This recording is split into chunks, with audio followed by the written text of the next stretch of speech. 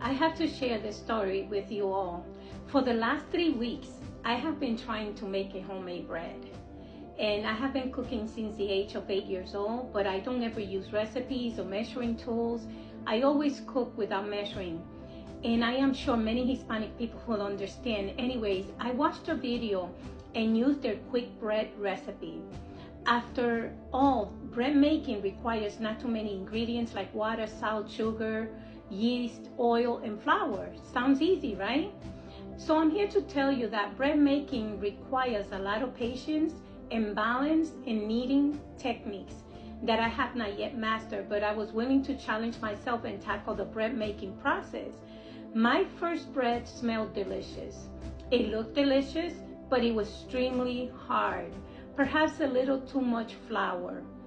While it tasted okay, it was unbearably hard.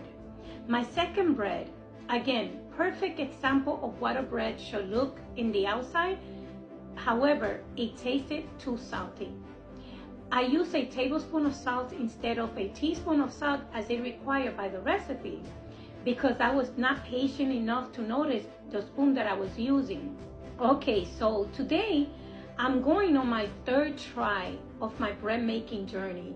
I tried getting creative like I normally do when I'm doing paintings.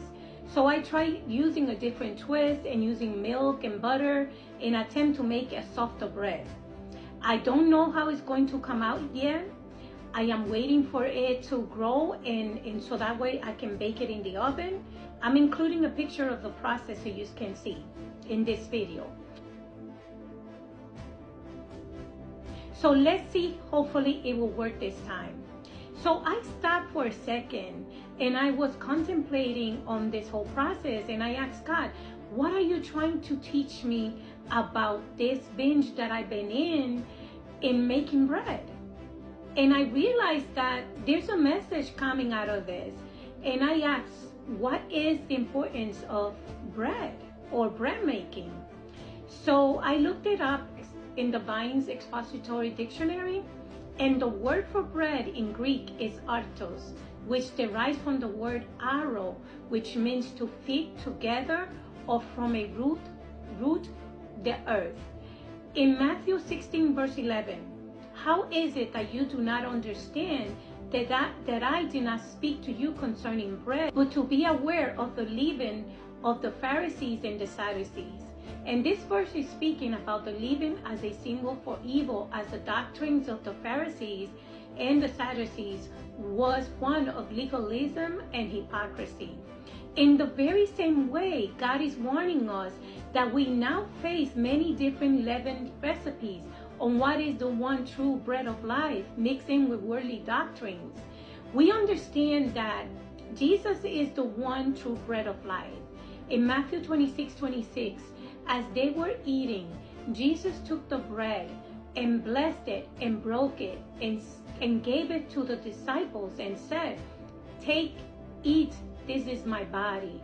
Again, symbolically meaning God's body and ultimately his sacrifice for us in the cross. 1 Corinthians 10:4, and all drank of the spiritual rock that followed them, and that rock was Christ. But with most of them, God was not well pleased, for their bodies were scattered in the wilderness. And this verse speaks on that while many follow the same God and they follow the same principles, they fail to live a Christ-like life. In John 14 verse 6, Jesus said to him, "I am the way, the truth, and the life. No one comes to the Father except through me." And in John 6:35, then Jesus declared, "I am the bread of life. Whoever comes to me will never go hungry, and whoever believes in me will never be thirsty." God bless.